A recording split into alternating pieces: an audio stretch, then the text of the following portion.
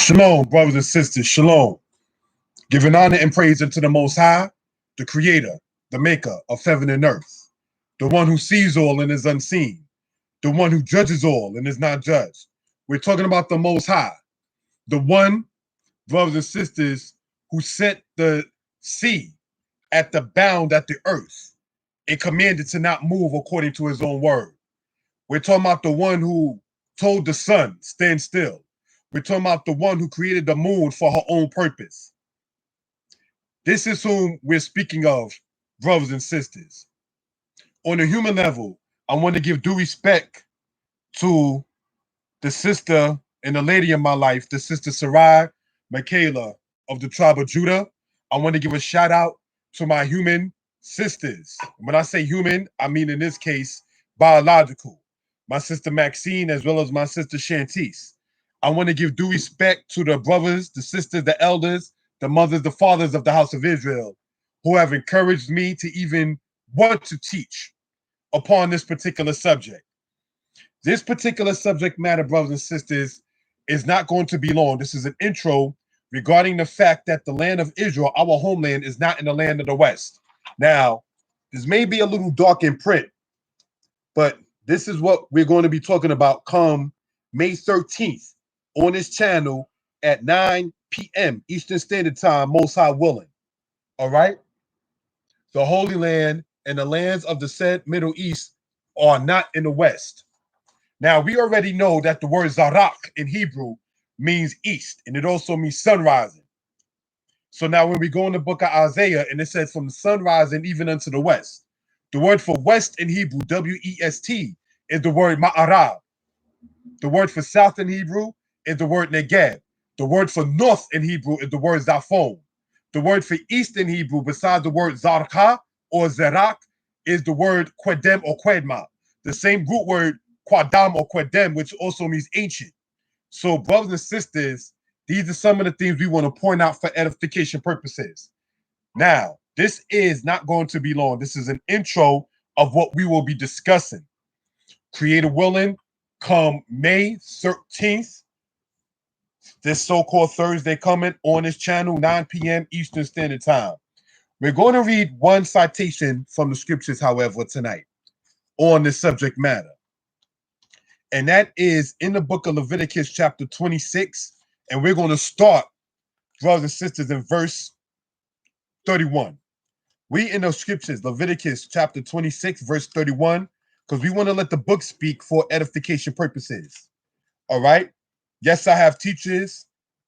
Yes, I pray the Most High bless the life of my teachers and to continue the lives of those that are still among us. But my teachers taught me the book. And so we're going to use the same book that my teachers taught to validate a point in which we're speaking of. In Leviticus chapter 26, verse 31, we read the following. And I will make your cities waste and bring your sanctuaries unto desolation. And I will not smell the savor of your sweet odors. And I will bring the land into desolation.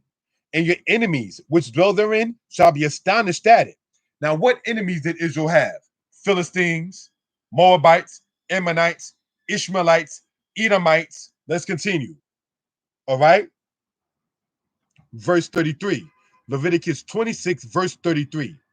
And I will scatter you, meaning I will scatter you, Israel, among the heathen, and will draw out a sword after you, and your land shall be desolate, and your cities waste.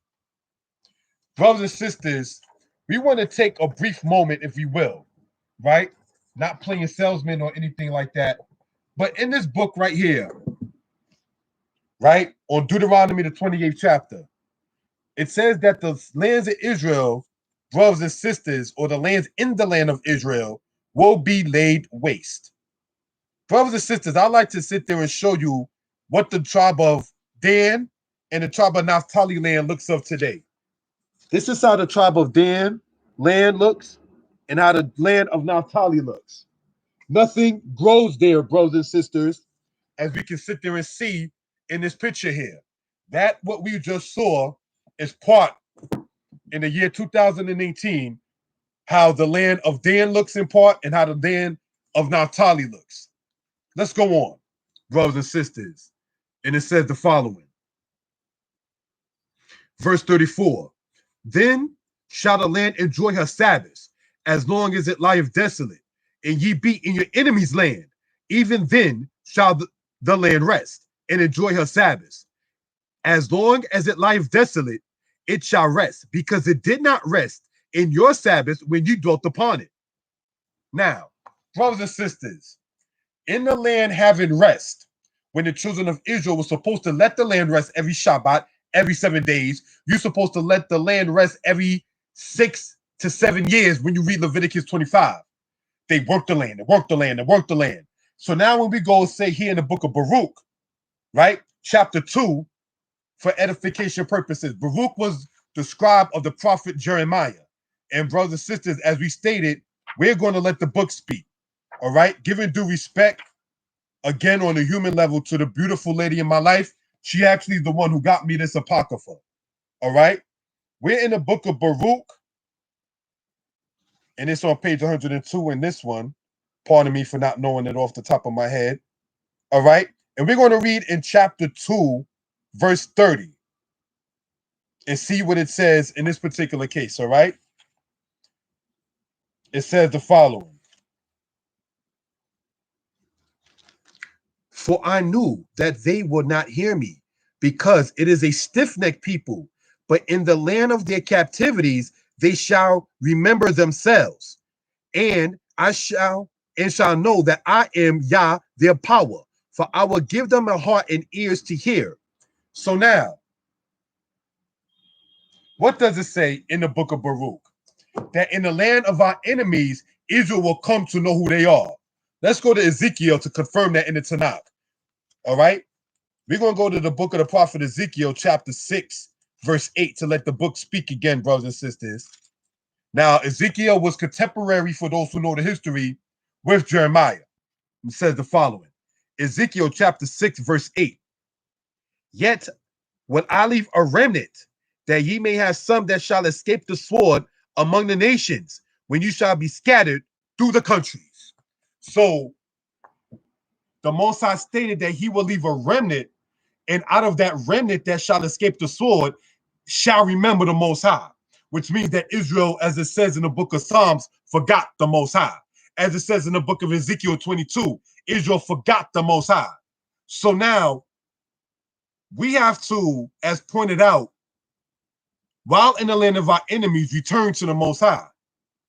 To the brothers and sisters teaching that we are in the West, and that in this Western land, we are home. How do you explain being put out of your land? How do you explain the land having rest while you're in your enemy's land? See, we want to point this out. It says while you're in your enemy's land, not while your enemies are over you in your land. Israel is the tail in the land of their enemies. We don't have to go there, but you can read on your own in 1 Kings, the 8th chapter. When Solomon, king of Israel, spoke and was speaking about if the Most High delivered Israel to the hand of their enemies, and they carried them away captive unto the land of their enemies. You're going to have a very difficult time explaining Deuteronomy 28, verse 68, about the Egyptian ships. Jerusalem is not in Peru. Jerusalem is not in Utah. This coming said Thursday, 5th day, night thereof, 9 p.m. on this channel, Creator Willing, we're going to be going over maps, history, historians, geography, linguistics, and other matters to show good and well that the land of Israel, our true land, is not here in the West. We did a presentation on this before, and the spirit that's motivating me to want to do this is a Facebook comment, actually, not to blow up anybody's name. Somebody stated that the Gulf of Mexico, brothers and sisters, is the Egyptian sea that it talks about in the scriptures. No. The Gulf of Mexico is not the Egyptian sea. And I'm going to give a little hint, a prelude To the brothers and sisters saying that the Holy Land, Jerusalem, and other lands of the Bible are here in the Western Hemisphere, the Ethiopians are mentioned over 30 times in the scriptures. If you're saying Israel, the land, and Egypt is in the West, you're going to have to explain the Nile River that Ezekiel, the 26th chapter, talks about. Shh. We'll talk about that on Thursday. Most High bless. Shalom. You all have a good evening. Bless Shabbat. To the brothers and sisters who subscribe to the channel, making it go over 2,000 subscribers. Most High bless you for that. Shalom.